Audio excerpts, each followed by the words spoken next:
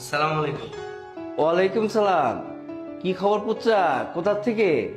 তালুই সাহেব, আমার সবেমাত্র এসএসসি এক্সামটা শেষ হয়েছে। আমার তো বেড়ানোর কোথাও জায়গা নেই, এই জন্য ভাবলাম যে আপনাদের বাসায় আসি, কিছুদিন বেড়ায় যাই। খুব ভালো করেছো বাবা, খুব ভালো করেছো। তা বাইরে কেন দাঁড়িয়ে, আসো ভিতরে আসো, ভিতরে আসো।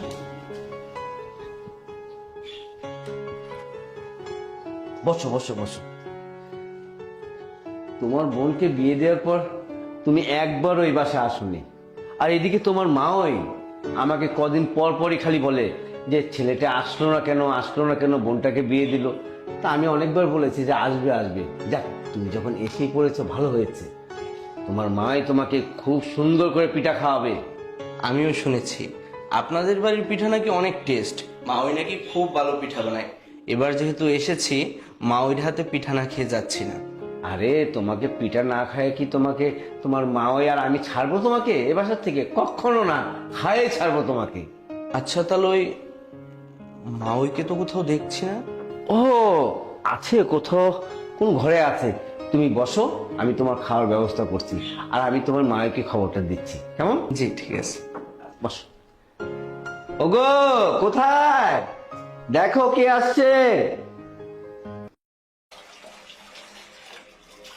এই দেখছো, আমি যে গোসলে ঢুকছি, আমি যে টাওয়াল নিয়ে আসবো, টাওয়ালটাই তো নিয়ে আসি নাই।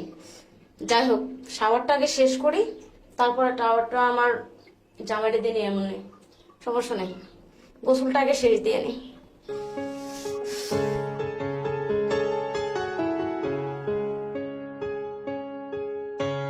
এই শুনছো, কোথায় তুমি? এই আমার টাওয়ালটা একটু দাও তো।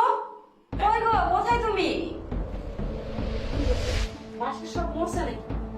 ট্রাওয়ালটা কি মা ওইকে দিব? কিন্তু উনি তো শাওয়ার রুমে। না, দিয়ে দেখি।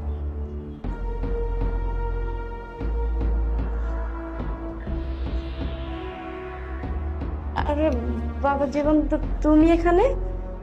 জি, মা ওই তালুই বললো আপনি নাকি ঘরে, এই জন্য আমি আসছিলাম আপনার সাথে দেখা করার জন্য।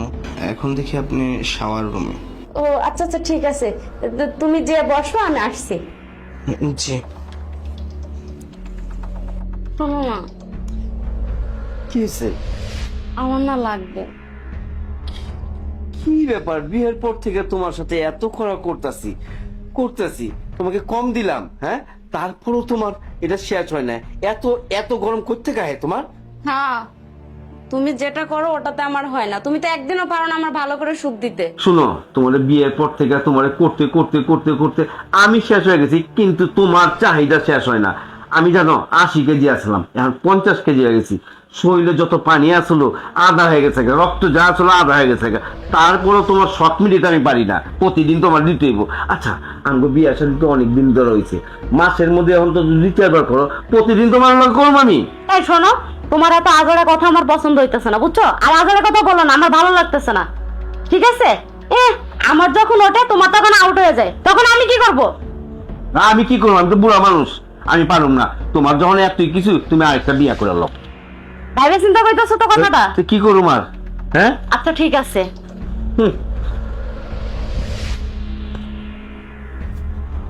ভুল করে হালাইলাম নাকি? হায় হায়, বাড়ির মধ্যে তো আবার উচ্চা আছে, উচ্চা তো আবার কসকসে জোয়ান। বউকে আবার ব্যাপারটা কেমন না একটু দেখতে হয়। যাই হোক, এর আগে যখন গেল কি এর মধ্যে কি করে ফেলায়।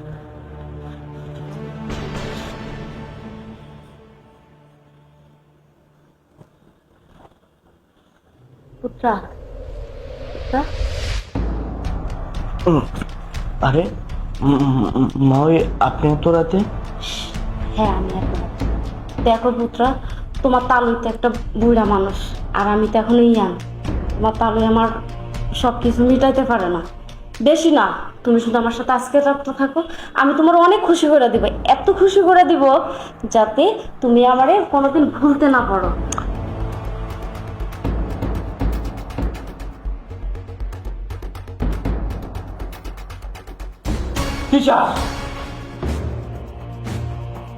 তুমি শেষমেশ রাগের মধ্যে আমি কি না কি বলেছি, তাই বলে তুমি কুত্তার সাথে সেই আকাম কুকাম করবে? হ্যাঁ, কুত্তা আসছে আমাদের বাসায়, মেহমানগিরি তাকে করব, তাকে খাওয়াবো টাওয়াবো, আদর যত্ন করব, আর তুমি কি করছো তার সাথে? এইগুলি কি ঠিক? ছি ছি ছি, তোমার চরিত্র এত খারাপ আমি আগে জানতাম না।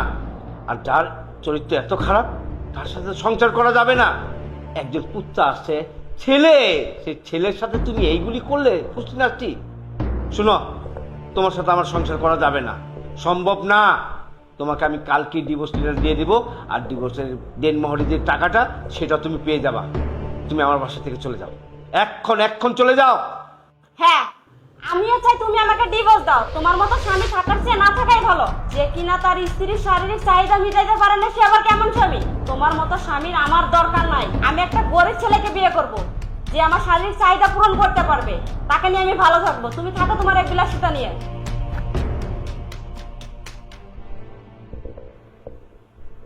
বাবা, তুমি কিছু মনে করো না, তুমি থাকো, ঠিক আছে? আমি তোমাকে দেখবো, কেমন? আমি তোমার তো সব কিছু খেয়াল রাখবো, তুমি আমাদের কথা কিছু মনে করো না। হ্যাঁ বাবা? না না তালুই, আমি কালকে আপনাদের বাসা থেকে চলে যাব। আমি যদি জানতাম আপনাদের বাড়িতে এরকম সমস্যা আছে, আমি কখনোই আসতাম না।